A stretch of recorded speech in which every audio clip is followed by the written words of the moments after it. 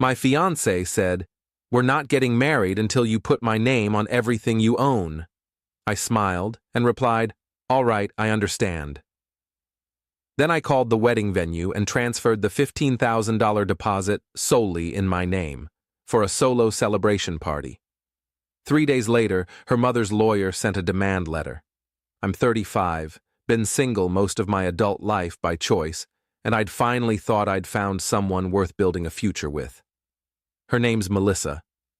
We met 2 years ago at a charity fundraiser where I was volunteering. She worked in pharmaceutical sales, always put together, always knew exactly what to say. We clicked immediately. 6 months in, we moved in together.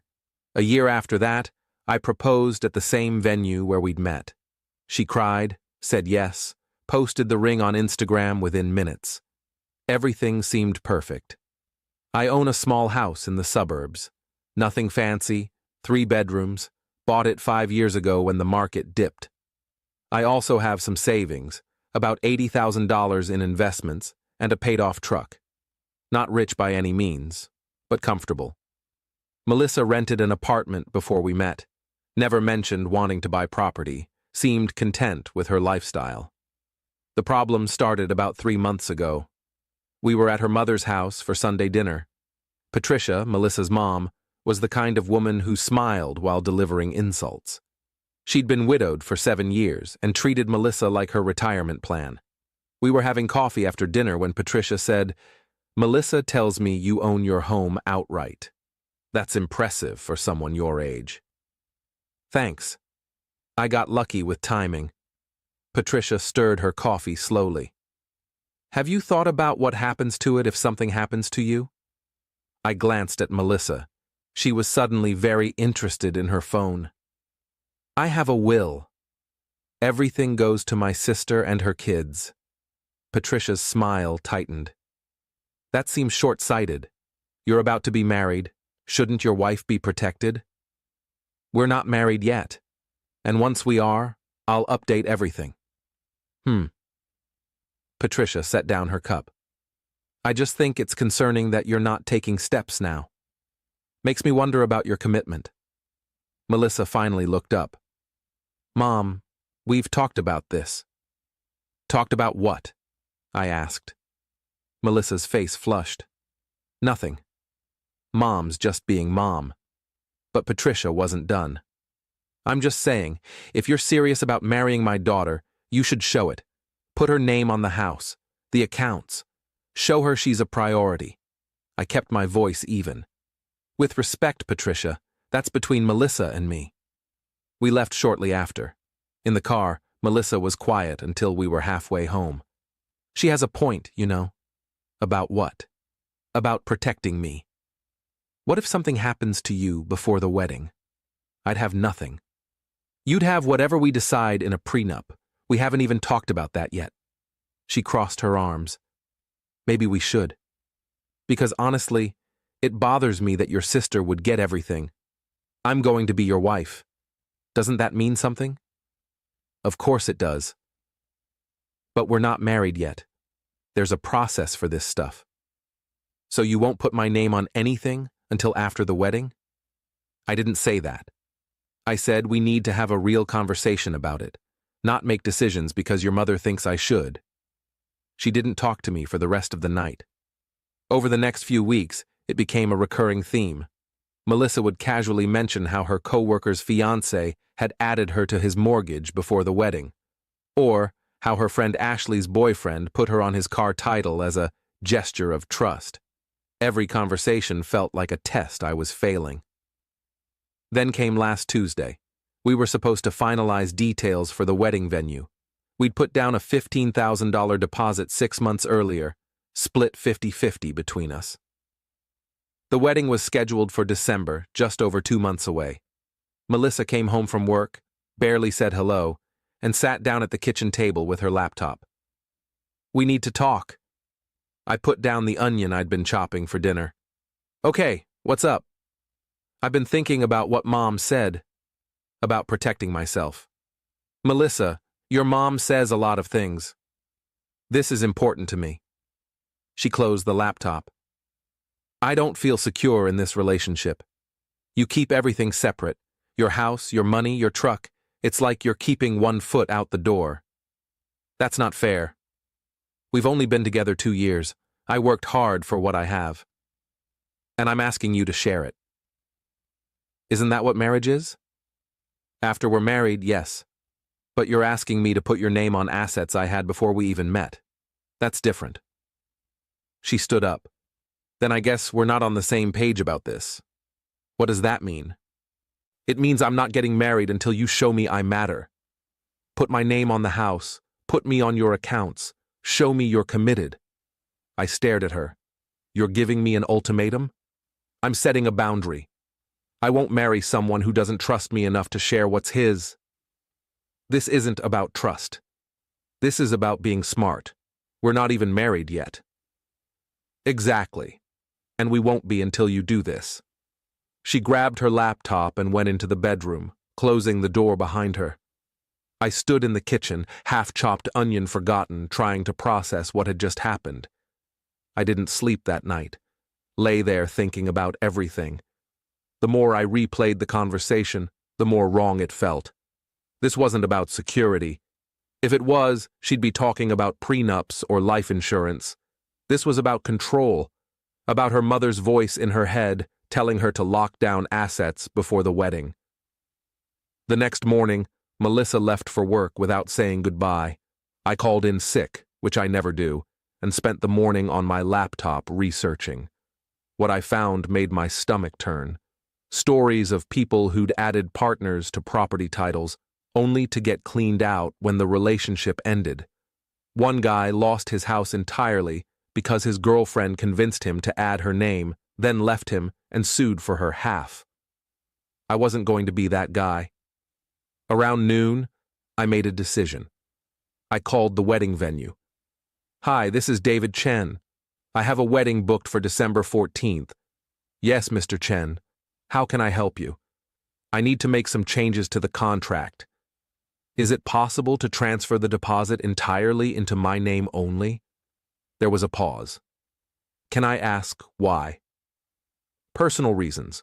The wedding might not be happening, but I'd like to keep the venue reservation for a celebration party instead. I see. Let me check with my manager. 10 minutes later, they called back. They could transfer it, but both parties who'd signed the original contract needed to consent, or one party could buy out the other's share. I'll buy out her share. Can you send me the paperwork?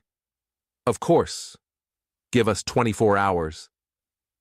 I smiled and replied, All right, I understand. Then I waited. Update 1. The paperwork came through the next day. I signed it, transferred an additional $7,500 to the venue to buy out Melissa's half of the deposit, and the venue confirmed the reservation was now entirely in my name. For a solo celebration party, as I'd explained. They were confused but professional about it. I didn't tell Melissa. She was still giving me the cold shoulder, sleeping in the guest room, barely speaking to me except to ask if I'd thought about her request. I said I was thinking about it. That was technically true. 3 days after the venue transfer, I came home from work to find Melissa in the kitchen with her mother. Both of them looked furious. What's going on? I asked. Patricia stood up. You want to tell him, or should I? Melissa threw an envelope at me. Read it. I opened it. Inside was a letter on law firm letterhead, Patricia's lawyer. The letter demanded I immediately add Melissa to the deed of my house, my truck title, and my investment accounts, citing verbal agreements and promises made during the engagement period. It also threatened legal action if I didn't comply within 14 days. I looked up at Patricia. You sent your lawyer after me? Someone needs to protect my daughter's interests since you clearly won't. We're not married. I don't owe her anything legally. You owe her respect, Patricia snapped. You proposed to her. You made promises. I promised to marry her. I didn't promise to hand over my assets before the wedding. Melissa's eyes were red. So it's true? You really won't do this? No. I won't be threatened into giving up what I worked for because your mother thinks I should. Then we're done. Melissa's voice shook. I can't marry someone who doesn't trust me. This isn't about trust. This is about your mother controlling you. Patricia stepped between us. How dare you? Melissa deserves security. If you can't provide that, you don't deserve her. I looked at Melissa. Is this really what you want? To end things because I won't put your name on my house before we're even married? She didn't answer right away. Then, quietly, yes. Fine. Then I guess we're done. I grabbed my keys and left, spent the night at my sister's place, told her everything. She was furious on my behalf, said I dodged a bullet. I wasn't so sure. Part of me still loved Melissa, but a bigger part of me knew this wasn't normal. This wasn't what healthy relationships looked like. Update 2. The next morning, I started getting calls from Melissa's friends. People I barely knew, telling me I was selfish, that I'd strung Melissa along, that I was afraid of commitment. One of her co-workers left me a voicemail calling me a financial abuser. I blocked most of them. Then I got a call from the wedding venue. Mr. Chen, we've had a situation. What kind of situation? A woman claiming to be your fiancée came by this morning demanding access to the venue reservation.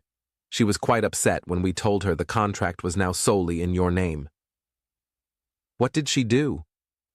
She threatened to sue us for breach of contract. We had to ask her to leave. I rubbed my temples. I'm sorry you had to deal with that. It's fine. We just wanted to make sure you're aware. Also, she mentioned possibly trying to cancel the reservation. Just so you know, the deposit is non-refundable, and the contract is in your name only now. She has no legal standing to make changes. Good. Thank you. After I hung up, I realized what was happening. Melissa and Patricia were trying to back me into a corner. If I wouldn't give them what they wanted, they'd try to ruin the wedding plans I'd paid for. That's when I decided to go nuclear. I called Patricia's lawyer directly. The number was on the demand letter. When he answered, I was calm. This is David Chen. You sent me a letter regarding Melissa Patterson. Yes, Mr. Chen. Have you decided to comply? No.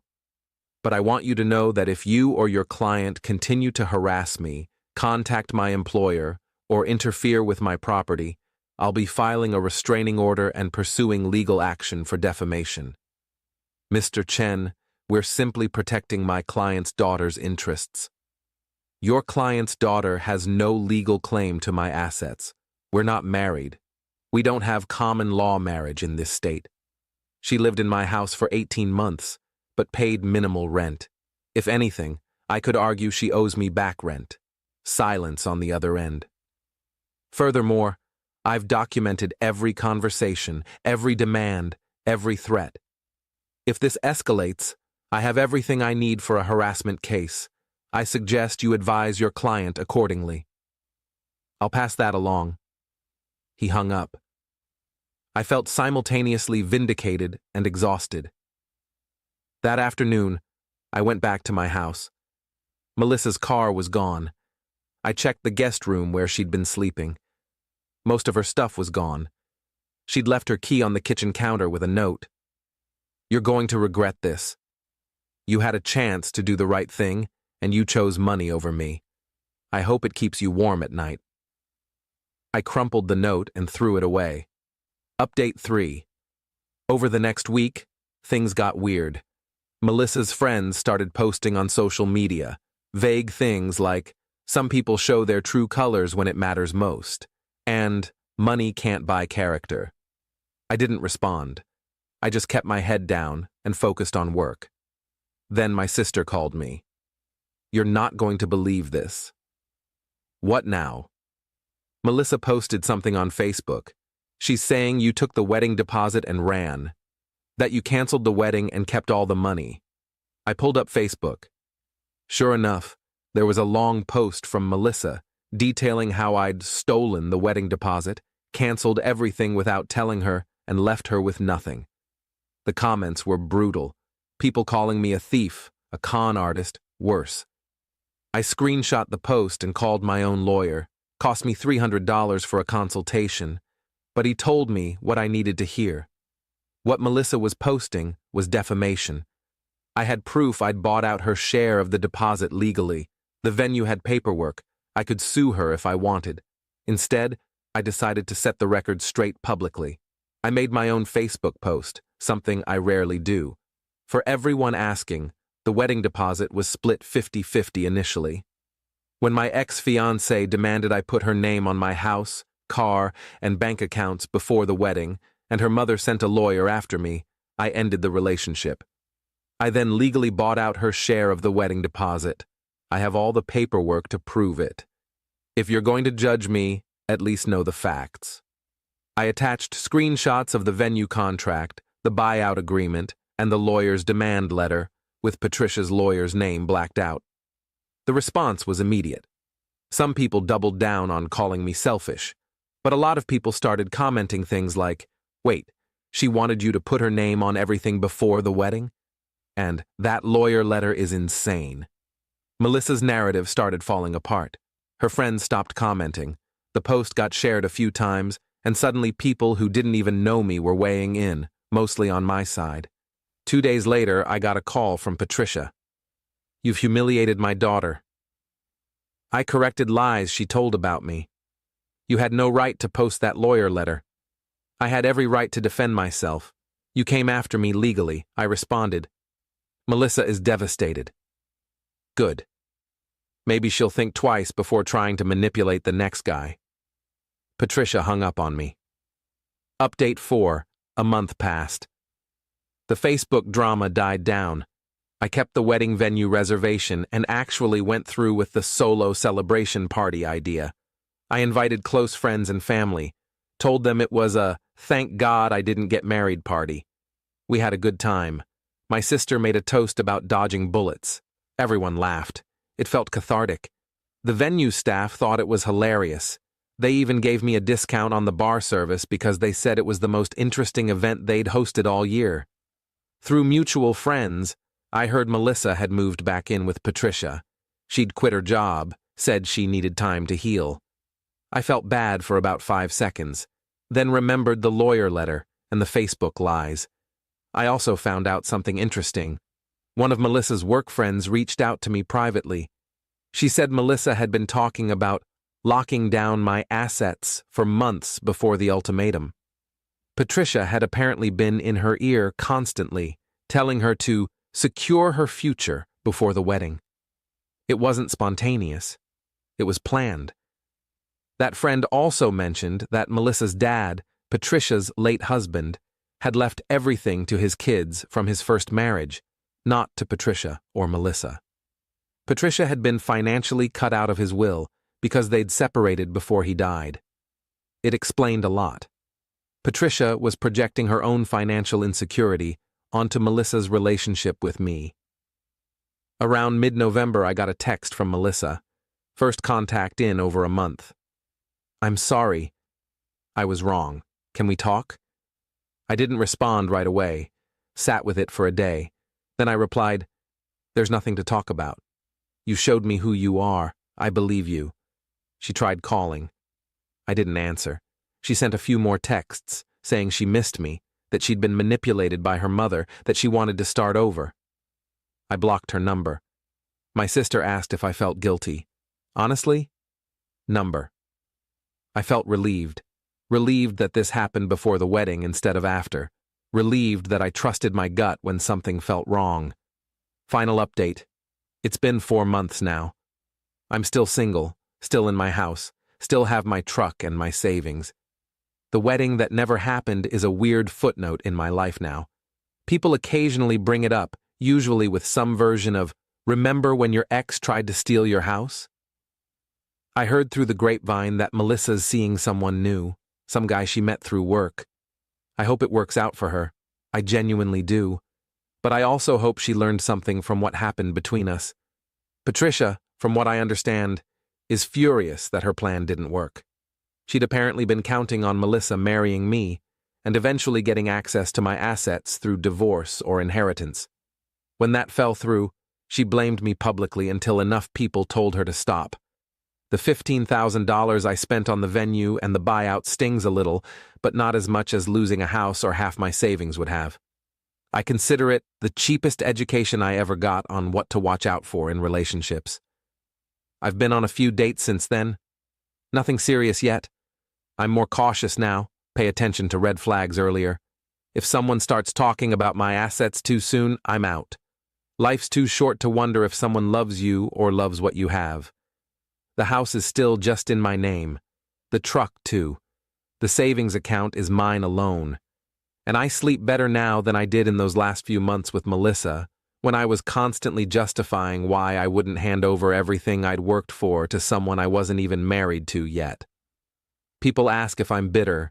I'm not. I'm just smarter, and significantly less engaged.